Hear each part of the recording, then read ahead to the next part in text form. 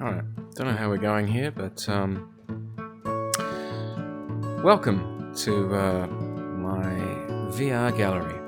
Now, today I'm not going to talk too much about VR or 3D or anything like that. I just want to show you around my gallery now that it's done.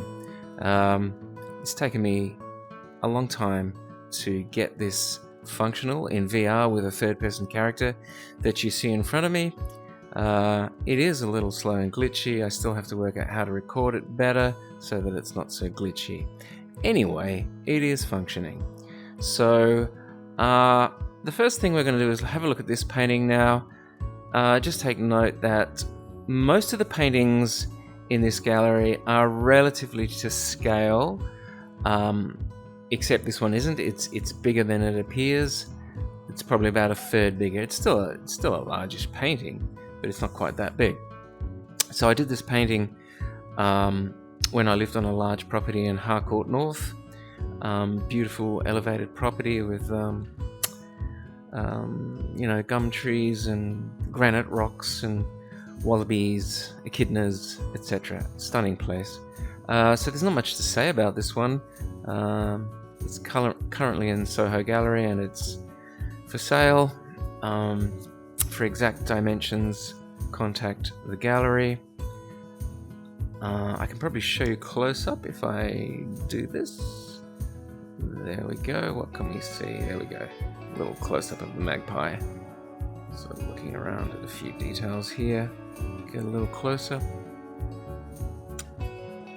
Cool. What should we have a look at next? Next, we're going to go and have a look at a painting I did of my son, which is not for sale. I've given that to him, but I just wanted to have a quick look at it because I'm very proud of it, very happy with it. I based this on a photo, but the way I work is I am not completely literal. I'll still use more classical skills such as form, anatomy, light, perspective, 3D modeling, that sort of thing. I sort of bounce off the photo and then build on it. I'm not literal. I find photorealism to be fairly shallow and dull, so I'm not a big fan of it. Just raise my point of view here. Nope, I can't. Anyway, so yeah, that one I did during lockdown when I had a lot of time. Now this one is for sale. This was a photo I took in Castlemaine, and I'll get a little closer to it. Where we are here. Can I turn around? There we go. I took this photo in a sort of an old abandoned part of a factory rail yard, and I was just attracted to the light. It was a beautiful light, and there's really nothing more to it than that. I love sort of old abandoned places. Beautiful light. I took the photo, and then sometime later I looked at it and thought, painting, and just sort of the idea of popping a sort of half galaxy, half hurricane in the sky came to my head. And to me, it's sort of about, combining the mundane with the cosmic. Now, I don't really see there is such a thing as mundane or cosmic, because it really is all the same stuff. And that's the point of this painting, is that it is all one, and there's no separation between ordinary and special. What do people say when they say something is sort of spiritual and not spiritual? Well, I think that's all nonsense. It's all one. And anyway, that's what that painting is about. This painting in here is available. If we can go in here, this is a kind of a self-portrait. This is the longest in production painting I've ever done.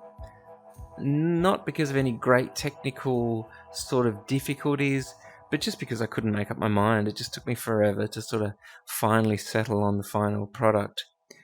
It is highly textured. I used literally cans of oil paint, not just big tubes. And I guess it's what it is some person, well, it's a self-portrait. are thinking that they're doing really hard work, but actually pushing against themselves, or pulling against themselves. So it's that idea that sometimes we're our own worst enemy, and we're trying really, really hard, but we're probably trying in the wrong way or working against ourselves. So anyway, I ended up being very happy with that one. See how happy I am there? So that's that one, and actually that one is possibly slightly smaller than it appears smaller than it is in real life. It's actually a little bit bigger than that, I think. Anyway, also available. Oops, I'm clipping through the wall there. Oh yeah, see, my third person character sort of interacts with things like that ball. Now, that painting of myself and an ex-girlfriend, who shall remain unnamed, that got stolen. That went to London. A gallery contacted me and said, love it, we'd love to show it and sell it. And this was a long time ago, and I was far more naive, and I sent it over, and I never saw it again, and I didn't hear from the gallery again. So if you ever see that, let me know. That was stolen. This painting is called, I'll just get a better view of it, is called Unseen Flame, and the title comes from a poem by the Indian poet Rabindranath Tagore, and the line in his poem goes, "What is this unseen flame of darkness, whose sparks are the stars?" And so it's a picture of contemplation of the great mystery of existence. Why are we here? What are we? What is life? Where did the universe come from? What's it all about? That sort of thing. We have a little symbol of eternal life there, the flower springing up through the hard rock. And it's based on, loosely based on sitting on top of St. Mary Peak in the Flinders Ranges, looking north out over the ranges. Loosely though. Okay, so that's that one. And yes, size-wise, I'd say that appears to be about the right size. It's pretty big. But again, if you are interested, check with me or the gallery, and I can give you the exact size of all this. Now, what else have we got? Just quickly run through here. We have this one. So this one is sort of, my paintings are never really about anything. They're I don't like narratives.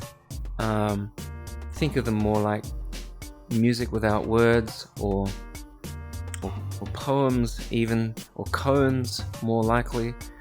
But this is sort of has the theme of connectedness. The skulls are growing on one, they seem separate, but they're growing on one branch or tree.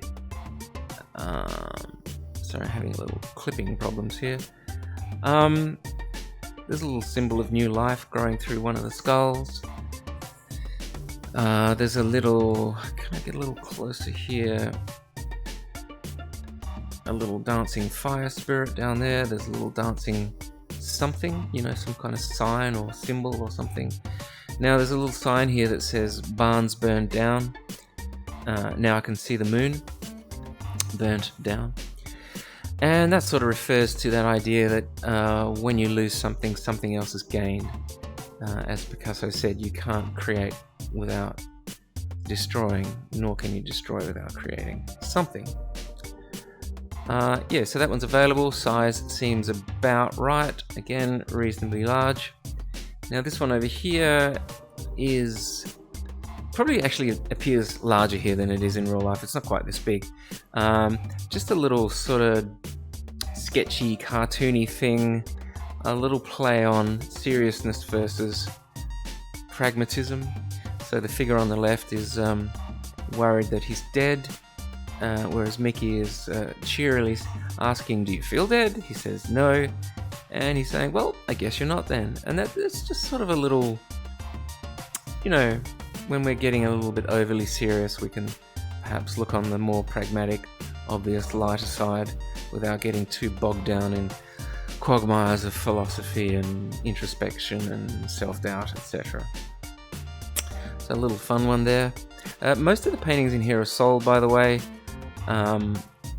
but now that I have finally finished this gallery, I am going to expand it.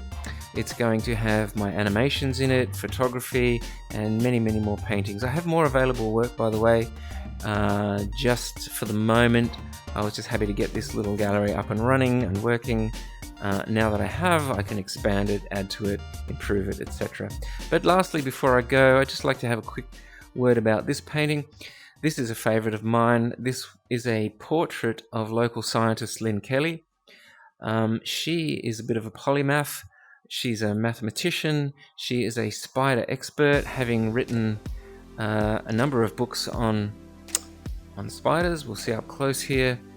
I was very happy with the way I painted her face and hair, by the way. But you'll see down there, she's wearing some spider jewelry. And where are we? And it just contains a lot of sort of personal references to her life, including up here the ellipse in the sky, which is a referral to her love of the scientist Kepler, I think, who first worked out an accurate mapping of the way planets orbit stars, their ellipses based on gravity and forces and etc. So he used a lot of logic to work that out, and a lot of observation too, of course. And there are many other symbols in here. Lynn is a skeptic, and she's a very good card trickster, and she collects dolls. Now here is one of her dolls throwing out cards. Now Lynn will typically perform card tricks at certain times, pretending to read your mind, and after she's blown you away that she's read your mind, she will reveal that it was just a trick. So really good stuff. Really like Lynn, really like that painting. It has since sold. So there we go, here's my little gallery. More stuff coming in the future, and if this actually records this time, I'll be very happy, because I have spent the entire day trying to get this to work. So anyway, that's my gallery. Cheers. More information from the gallery or myself. Ciao.